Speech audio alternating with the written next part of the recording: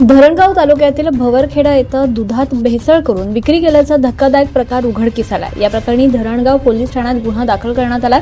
नागरिकांच्या आरोग्याशी खेळ करणाऱ्या या प्रकारामुळे परिसरात खळबळ उडाली आहे। रिफाइंड पामोलिन तेलापासून कृत्रिम दूध तयार करून ते चांगल्या दुधात मिसळत फॅट कृत्रिमरित्या वाढवून आर्थिक फायदा मिळवण्याच्या उद्देशाने दूध विक्री केल्याचा आरोप करण्यात आला। या प्रकरणी सोमनाथ आनंद माळी वय वर्ष 32 राहणार भवरखेडा तालुका धरणगाव याला ताब्यात घेण्यात आला।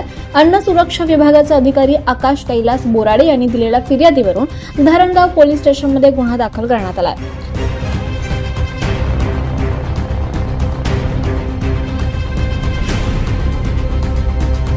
भेसळयुक्त दूध मनुष्य सेवनात आल्यानं अनेक नागरिकांच्या आरोग्यास धोका निर्माण झाल्याची बाब समोर आली आहे। दरम्यान अन्न सुरक्षा विभाग आणि पोलीस प्रशासनाकडून पुढील तपास सुरू असून जिल्ह्यात भेसळयुक्त अन्नपदार्थ विक्री करणाऱ्यांविरोधात कठोर कारवाई करण्याची मागणी आता नागरिकांकडून केली जाते।